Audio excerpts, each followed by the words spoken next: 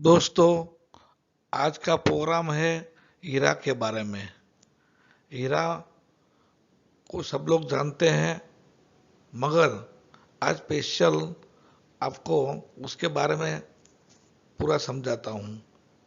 तो हमारी पहली स्लाइड जो बता रही है, उसमें हम क्या क्या बताएंगे उसके बारे में बताया गया है। तो व्हाट इज हीरा, मतलब कि हीरा क्या है, स्टेप ऑफ हीरा, हीरा के कितने स्टेप होते हैं, रिस्क मैट्रिक, रिस्क मैट्रिक क्या है उसके बारे में पूरा समझाएंगे। और फाइनली हीरा का फॉर्मेट जो होता है, वो फॉर्मेट कैसा होता है, उसको कोई भी एक एक्टिविटी लेके आपको उसके बारे में समझाया जाएगा। तो विनती है कि ध्यान से सुनिएगा, तो आपको कोई भी एक्टिविटी का हीरा बनाने में कभी भी तकलीफ नहीं होगी। दोस्तों, हम ये दूसरी स्लाइड में हीरा की डेफिनेशन समझेंगे। Hazard identification and risk assessment is a process and documentation of identifying hazards, evaluation of risk, and applying suitable control measures to minimize the risk of harm by hazard at workplace। यानी कि हम plant area में जाके विविध प्रकार के जोखिमों का लिस्ट तैयार करेंगे, कैसे पहचानेंगे, और उसके बाद उसका इवोल्यूशन करेंगे और इसमें से देखेंगे कि उसका रिस्क कितना है, और रिस्क के बल पर हम उसके लिए कंट्रोल मेजर्स करके उसको मिनिमाइज करने की कोशिश करेंगे, जिसकी वजह से उसका जोखिम अपने लिए कम हो जाए। दोस्तों, हम लोग अभी तीसरी स्लाइड पे आ गए हैं। तो तीसरी स्लाइड में हम समझेंगे कि हीरा बनाने के लिए कितने स्टेप फॉलो करने पड़ते हैं। तो पहला स्टेप है preparation. Arrange A risk assessment team and gathers the information of work. मतलब कि रिस्क असेसमेंट की एक टीम बनानी पड़ती है और सारी टीम मिलके सारी इंफॉर्मेशन इकट्ठा करती है जो अपने को हीरा बनाने में काम आती है। दूसरा स्टेप है हैजार्ड आइडेंटिफिकेशन, यानी कि find the hazard and put into their different category. जोखिमों को ढूंढना है और उसी को अलग अलग कैटेगरी में बांटना है। वो हम फॉर्मेट में सीखेंगे। अभी तीसरा स्टेप है risk assessment. Find the risk level of each hazard by the help of risk matrix, यानी कि रिस्क का लेवल ढूंढना है। हर हैजार्ड के सामने कितना रिस्क है वो अपने को रिस्क मैट्रिक से मिल जाएगा। चौथा स्टेप है प्लान कंट्रोल मेजर्स। अभी हम लोग हर हैजार्ड की जोखिम को कैसे कंट्रोल करेंगे वो अपने को ये मैट्रिक्स से मालूम पड़ जाएगा। और पांचवा नंबर है रिकॉर्ड द फाइंडिंग। अभी जो हमने जो कुछ फाइंडिंग किया है उसका रिकॉर्ड बनाएंगे। और छठा लास्ट स्टेज है इम्प्लीमेंटेशन एंड रिव्यू। अभी जो भी हीरा बना है उसी का हम वर्क प्लेस पे इम्प्लीमेंट करेंगे और कुछ टाइम के लिए उसको रिव्यू करेंगे, जैसे पता चलेगा कि अभी जोखिम कम हुआ कि नहीं हुआ है। दोस्तों, अभी हम लोग चौथी स्लाइड पे आ गए हैं। चौथी स्लाइड जो दिखा रही है वो रिस्क मैट्रिक टेबल दिखा रही है। Risk matrix is a table by which we can calculate the level of risk यानी कि severity into probability, and severity को condition of degree of impact by hazard यानी कि कॉन्सिक्वेंस। प्रोबेबिलिटी इसको बोलेंगे कि चांस ऑफ अक्रंस मतलब कभी भी हो सकता है। ई टेबल के अंदर में आप देख सकते हैं कि खड़ी लाइन सीवियरिटी दिखा रही है, जिसके नंबर 1 से 5 दिया गया है, और आडी लाइन जो है वो प्रोबेबिलिटी दिखाती है, उसमें भी 1 से 5 अंक दिया गया है। अभी ये मैट्रिक्स को कैसे पढ़ेंगे? जैसे कि आडी लाइन और उभी लाइन का कोष्टक का गुणांक करेंगे और जो रिजल्ट आएगा उसको नोट करके रखेंगे। अगर वो रिजल्ट 1 से 4 के बीच में आता है तो लो रिस्क है। अगर वो रिजल्ट 5 के 11 के बीच में आता है तो मॉडरेट बोलते हैं, यानी कि थोड़ा सा ज़्यादा जोखिम है। तीसरा है 12 से 16 के बीच में अगर रिजल्ट आता है तो जोखिम हाई है, यानी कि अपने को कुछ कंट्रोल मेजर्स करना पड़ेगा जिसकी वजह से वो मॉडरेट की ओर आ जाए। और चौथा रिजल्ट है 17 से 25, वो रेड कलर दिखा रहा है जो वेरी हाई है।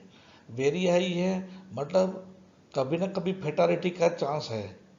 तो हम लोग जब भी 17 से 25 के बीच में रिजल्ट आता है तो काम बिल्कुल नहीं करेंगे, और उसके लिए सेफ्टी के कितने कहाँ से कंट्रोल लगाएंगे और जिसकी वजह से हम उसको मॉडरेट और लो तक ले जाए, और सारा कंट्रोल लगाने के बाद ही वो काम करने से वो सेफ कंडीशन में काम होगा। वरना अपने लिए खतरा है और साइड के लिए भी खतरा है, तो ऐसा काम मत करिए। दोस्तों, लास्ट स्लाइड जो हीरा का है उसमें हम मास्टर फॉर्मेट हीरा का देखेंगे, कैसे हीरा का फॉर्मेट में भरा जाता है वो एक एग्जाम्पल के तरीके देखेंगे। यहाँ पर मैंने आर्क वेल्डिंग की एक्टिविटी के लिए फॉर्मेट में 3 स्टेप भर के बराबर समझाया है। आप थोड़ा ध्यान से समझिएगा। फॉर्मेट के अंदर में हेडिंग में देखिए, फर्स्ट कॉलम सीरियल नंबर, फिर हैजार्ड, फिर कैटेगरी ऑफ हैजार्ड, फिर रिस्क, कॉन्सिक्वेंस और प्री रिस्क इवोल्यूशन, यानी कि हीरा बनाने से पहले जो काम की एक्टिविटी है उसमें कितना रिस्क है, वो सीवियरिटी और प्रोबेबिलिटी दोनों के बारे में बताएगा, और दोनों का गुणाकार करने से रिजल्ट मिलेगा। और उसके बाद का कॉलम कंडीशन दिखा रहा है, मतलब नॉर्मल कंडीशन है, एबनॉर्मल है कि इमरजेंसी है। तो नॉर्मल को ब्लैक से समझेंगे, एबनॉर्मल को ग्रीन के समझेंगे, और इमरजेंसी को रेड में समझेंगे। उसके बाद का कॉलम है कंट्रोल मेजर्स, यानी कि हमारा जो रिस्क इवोल्यूशन जो आया था उसी का नंबर पे कंट्रोल लगाना चाहिए, और कंट्रोल कौन सा लगाएंगे जिसकी वजह से रिस्क कम हो जाएगा। उसके बाद का कॉलम है पोस्ट रिस्क इवोल्यूशन, मतलब कि कंट्रोल लगाने के बाद का रिजल्ट क्या है। उसमें भी सीवियरिटी देखेंगे, प्रोबेबिलिटी देखेंगे, उसके बाद रिजल्ट देखेंगे। वो रिजल्ट हमेशा कम होना चाहिए, तभी हमारा कंट्रोल बराबर इफेक्टिव है माना जाएगा। उसके बाद का कॉलम है एक्शन बाय। साइट इंजीनियर होता है, वो हीरा जो बनाएगा उसका नाम आता है। उसके बाद रेसिडुअल रिस्क, मतलब कि अभी रिस्क लो है कि फिर भी अभी हाई है, कि एडिशनल कुछ कंट्रोल चाहिए क्या, वो है। उसके बाद का कॉलम जो है वो सिग्नेचर है जिसने हीरा बनाया है। और लास्ट वाला कॉलम है रिमार्क। अगर कोई आप स्पेशल रिमार्क डालना चाहते हैं तो डाल सकते हैं। एक एक्टिविटी से हम समझेंगे, जैसे कि वेल्डिंग करते समय फ्यूम्स निकलती हैं, तो फ्यूम्स निकलेगी तो फिजिकल हैजार्ड है, आदमी का श्वास में जाता है और आदमी का फेफड़े को नुकसान करता है, तो उसको हम लोग रिस्क हाई बोलेंगे। और उसके वजह से हमारा रेस्पिरेटरी प्रॉब्लम खड़ा होता है और फेफड़े का डिसीज होता है। तो हम 5 नंबर पे सीवियरिटी ले जाएंगे और 5 नंबर प्रोबेबिलिटी करेंगे। तो आगे हमने कोष्टक में देखा तो दोनों का गुना 25 होता है। अभी देखो इसके अंदर में इमरजेंसी हो सकती है क्योंकि फेफड़े का अभी कंट्रोल मेजर्स, तो कंट्रोल मेजर्स के लिए हम सपोज के आर्टिफिशियल वेंटिलेशन लगाते हैं और या तो गैस मास्क देते हैं, तो उसकी वजह से रिस्क कम हो जाता है। तो सीवियरिटी 2, प्रोबेबिलिटी 2 और रिजल्ट है 4। और उसका साइट इंजीनियर का एक्टिविटी किया गया, उसका नाम है रिस्क रो हो गया।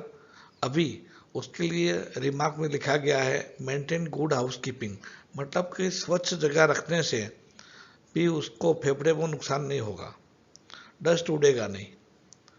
दूसरा वाला हैजार्ड है इलेक्ट्रिसिटी। इलेक्ट्रिसिटी हैजार्ड इसलिए है कि आर्क वेल्डिंग इलेक्ट्रिकल से होता है। सिंगल फेज वेल्डिंग मशीन भी हो सकता है, 3 फेज मशीन भी हो सकता है, तो इलेक्ट्रिकल का करंट का चांसेस है। तो हैजार्ड का कैटेगरी में इलेक्ट्रिकल लिखेंगे, वो पहले से थोड़ा कम नुकसान करता है क्योंकि ईएलसीबी वगैरह रहता है, तो मॉडरेट होता है। और उसका कॉन्सिक्वेंस क्या होता है, आदमी जल भी सकता है, फैटल एक्सीडेंट भी हो सकता है। और उसका प्री रिस्क इवोल्यूशन में 4, 3 और दोनों मल्टीप्लाई बार होता है। और ये रिस्क है एब नॉर्मल है, तो उधर के सामने हम वाई लिखेंगे। और कंट्रोल मेजर्स में do not use damage cable, मतलब अगर केबल डैमेज होता है तो करंट का चांसेस है, तो हम लोग बिना जॉइंट वाला केबल का इस्तेमाल करेंगे। तो एक कंट्रोल मेजर्स हो गया, उसकी वजह से सीवीआरटी 2 हो गया, प्रोबेबिलिटी 1 हो गया और टोटल गुणाकार 2 हो गया, तो उसकी वजह से लो रिस्क हो गया। और उसके लिए हम प्री चेकलिस्ट भी बना सकते हैं, जैसे कि वेल्डिंग चालू करने से पहले केबल का चेकिंग करेंगे और अच्छा सा केबल यूज करेंगे। और तीसरा रिस्क हैजार्ड है UV radiation, ultra violet radiation. जब वेल्डिंग करता है आदमी, तब वेल्डिंग के अंदर से जो प्रकाश निकलता है तो उसमें से यूवी किरण निकलते हैं जो आँख को नुकसान करते हैं। तो उसको हम कैटेगरी कौन सी करेंगे, फिजिकल, और उसका रिस्क भी हाई है। तो हम उसकी वजह से जो रिजल्ट होता है वो आई प्रॉब्लम होता है। तो इसका मतलब हो गया सीवियरिटी 5, प्रोबेबिलिटी 5, तो टोटल मिला के 25 हुआ। जो आपको मैंने आगे वाली स्लाइड में बताया था, जो 25 है वो वेरी हाई रिस्क है, तो उसको इमरजेंसी में टिक करेंगे। और उसके लिए यूज फेस शील्ड, वेल्डिंग का फेस शील्ड का इस्तेमाल करना चाहिए। इसकी वजह से 10 दिन का जो ग्लास होता है वो यूवी किरण को प्रोटेक्ट करता है और अपने आई को नुकसान नहीं होता है। तो ये प्रोटेक्शन लगाने से हमारा रिस्क कम हो गया। तो 2 हुआ सीवियरिटी, 2 हुआ प्रोबेबिलिटी, तो मतलब कि 4 हुआ जो वेरी लो रिस्क है। तो इसकी वजह से आप एग्जाम्पल से समझ गए होंगे कि हीरा बनाने से हमको कंट्रोल मेजर्स मालूम पड़ता है रिस्क के बेस पे, और हम कंट्रोल लगाते हैं तो रिस्क कम हो जाता है और अपने साइड पे जो एक्टिविटी हो रही है वो सेफ कंडीशन में हो रही है वो माना जाता है। ये आईएसओ रिक्वायरमेंट भी है। तो हर एक आदमी को अपना कोई भी जॉब चालू करने से पहले उसका हीरा बनाना चाहिए, जिसकी वजह से उसको पता चले कि मेरा एक काम में कितना रिस्क है और इसकी वजह से कितना नुकसान होगा और मैं क्या कंट्रोल लगाऊंगा। ये कंट्रोल हमारे पास अवेलेबल है कि नहीं, और अगर अवेलेबल नहीं है तो अपने साहब को बोल के हम परचेज कर सकते हैं और अपना सेफ्टी देख सकते हैं। तो दोस्तों, आप अभी मेरे हिसाब से आप हीरा के बारे में समझ गए होंगे, और विनती है कि आप कोई भी एक एक्टिविटी लेके हीरा बना के देखिए।